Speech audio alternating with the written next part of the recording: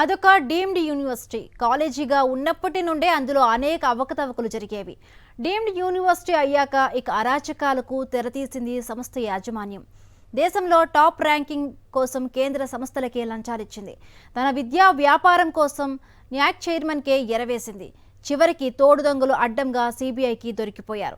అందరూ కలిసి ఓచలు లెక్కిస్తున్నారు. ఇంతకీ ఆ డీమ్డ్ యూనివర్సిటీ ఎక్కడుందో చూద్దాం. విద్యా వ్యాపారం బాగా జరగాలన్నా, విద్యార్థులను పీల్చి పిప్పి చేయాలన్నా డీమ్డ్ యూనివర్సిటీలకు మంచి ర్యాంక్ ఉండాలి.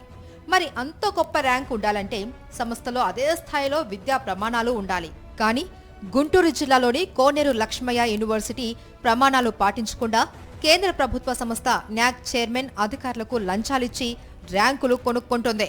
ఇటీవల న్యాక్కు భారీగా లంచాలిస్తూ సిబిఐకి అడ్డంగా దొరికిపోయింది. లంచాలు ఇచ్చేవాళ్లు, పుచ్చుకునేవాళ్లు కన్నంలో దొంగల్లా దొరికారు. న్యాక్ చైర్మన్ సమరేంద్రనాథ్ సాహాతో పాటు సభ్యులు, కేఎల్ యూనివర్సిటీ వైస్ ప్రెసిడెంట్ కోనేరు రాజా హరేన్, యూనివర్సిటీ వీసీ, మరికొందరు అధికారులు మొత్తం 10 మందిని సిబిఐ వలపన్ని అరెస్టు చేసింది. న్యాక్ ర్యాంకింగ్ లో భారీ కుట్ర దాగి ఉందని సిబిఐ నివేదికలో పేర్కొంది.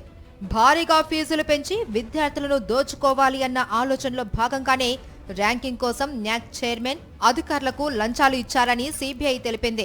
ఈ ఏడాది దేశవ్యాప్తంగా న్యాక్ తనిఖీలు చేస్తోంది. విషయం తెలియడంతో కేఎల్ యాజమాన్యం మధ్యవర్తుల ద్వారా న్యాక్ చైర్మన్ సభ్యుల ఇళ్లకే భారీగా నజరానాలు ముట్టజెప్పేలా పకడ్బందీ ఏర్పాట్లు చేసిందని సిబిఐ తెలిపింది. కేఎల్ యూనివర్సిటీ అక్రమాలు తెలిసి విద్యార్థి సంఘాలు మండిపడుతున్నాయి. సీఎం చంద్రబాబు సైతం కేఎల్ యూనివర్సిటీ కార్యక్రమాలలో పాల్గొని బ్రోచర్స్ ఆవిష్కరించడం దేనికి సంకేతమని ప్రశ్నిస్తున్నారు. ఈ రాష్ట్రంలో కూడా రాష్ట్ర ముఖ్యమంత్రి గారి చేతుల మీద కూడా కేఎల్యు యాజమాన్యం అడ్మిషన్స్ బ్రోచర్స్ని, పోస్టర్స్ని రిలీజ్ చేయించి పెద్ద ఎత్తున ప్రచారాన్ని, ప్రాపగండాన్ని కొనసాగిస్తూ ఉంది. ఇటువంటి అవినీతి అక్రమాలకు పాల్పడే యాజమాన్యాలకి ప్రభుత్వం ఎందుకు చేయూత ఇవ్వాలి? ప్రభుత్వం ఎందుకు ముఖ్యమంత్రి గారు పోస్టర్ల ఆవిష్కరణ చేయాలని మేము ప్రశ్నిస్తా ఉన్నాం.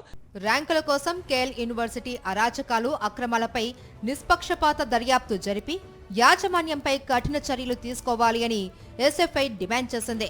డీమ్డ్ యూనివర్సిటీలపై కేంద్ర, రాష్ట్ర ప్రభుత్వాల అజమాయిషీ లేకపోవడంతోనే ఇలా తయారవుతున్నాయని విమర్శించారు.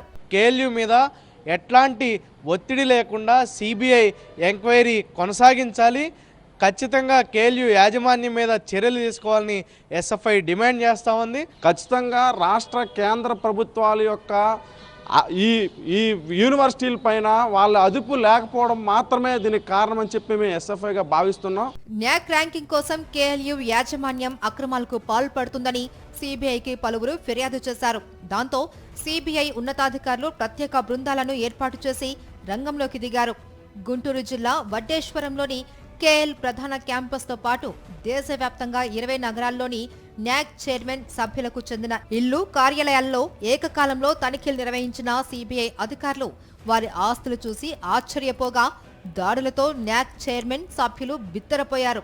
డీమ్డ్ యూనివర్సిటీలు పెద్ద ఎత్తున అక్రమాలకు పాల్పడుతున్నాయని, రాష్ట్రంలోని గీతం యూనివర్సిటీ వంటి వాటిపై కూడా ఫోకస్ పెట్టాలి అని విద్యార్థి సంఘాలు డిమాండ్ చేస్తున్నాయి.